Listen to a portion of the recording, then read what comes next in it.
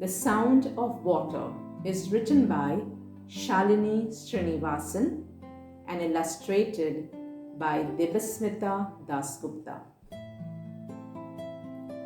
It was a dry summer. The forests around Varsha's house had become brown and yellow. Most of the leaves were on the ground, not on the trees. "It's so hot," Varsha complained. "I wish we had water to swim in." "At least we have enough to drink," Appa said. "Lots of people and animals don't." That night, Varsha dreamt of water. She heard a sound in her dreams. Thump, splash. She woke up with a jump. Her heart went thud, thud, thud. Varsha checked under the bed. Nothing. The sound was quieter now. Splish, splash, roll. Varsha tiptoed to the window and looked out. The garden was empty. Splish, splash, roll.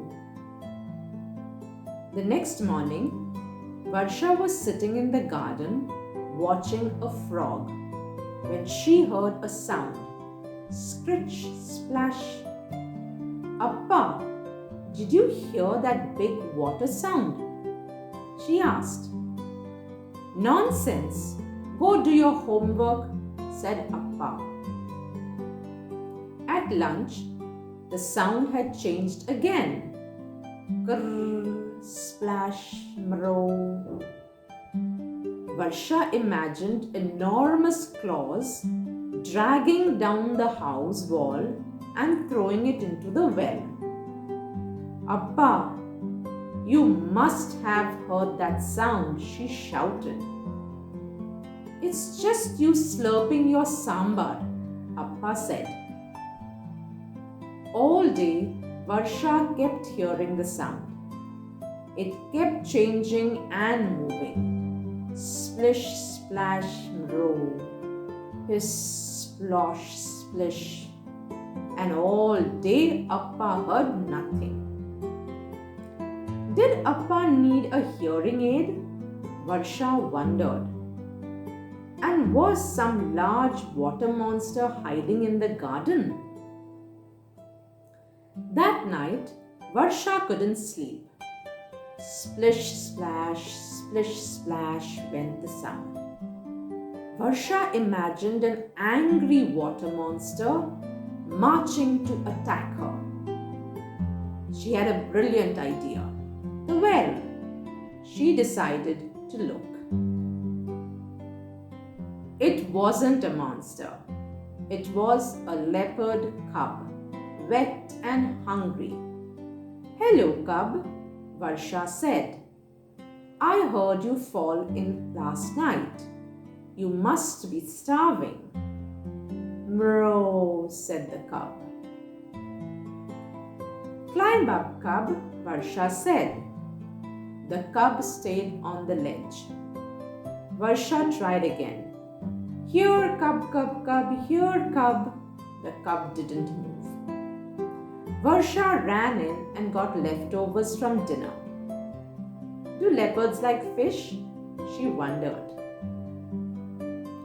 Varsha arranged a trail of fish.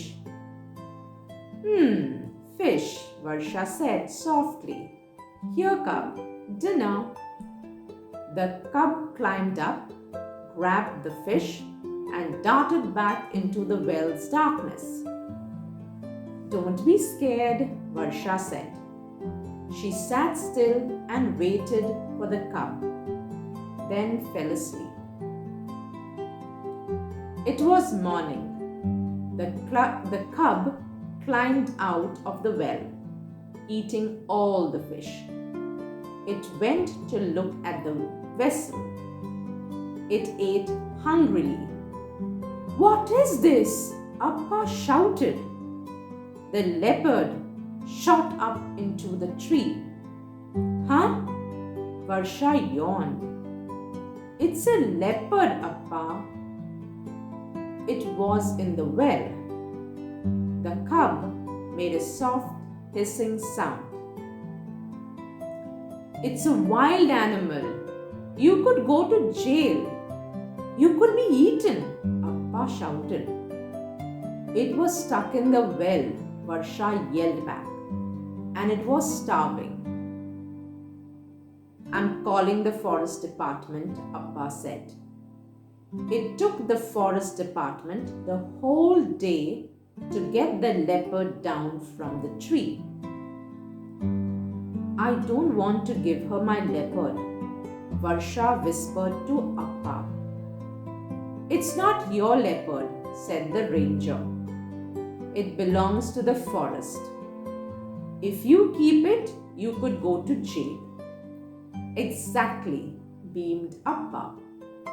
Not going to jail is Varsha's birthday present this year. The ranger got into her jeep. This is my third wild animal rescue this week.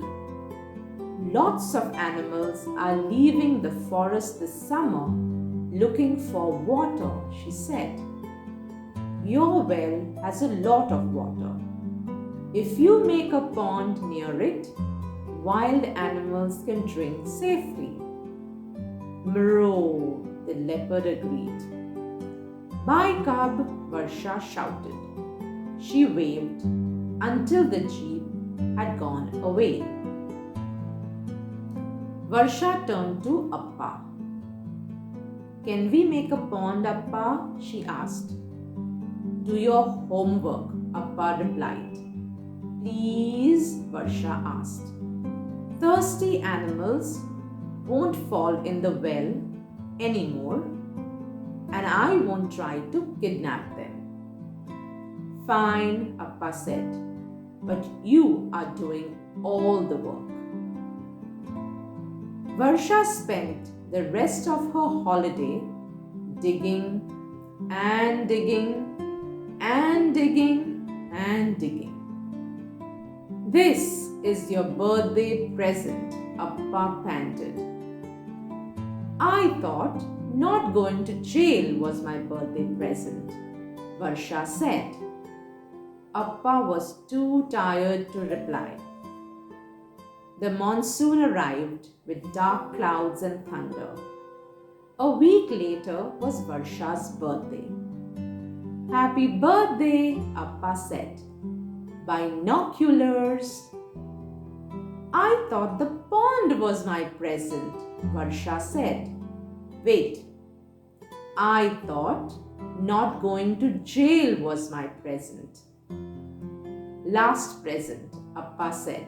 No more. With the binoculars, Varsha could see every part of the pond. It was full. Frogs croaked, and white-headed kite meowed hungrily over the water. I can't hear them, Appa sounded sad. I have a present for you, Appa, Varsha said. We are going to see an ear doctor next week. Happy not birthday. I hope you enjoyed the story, children, and I look forward to meeting you at the next session of Stories That Inspire.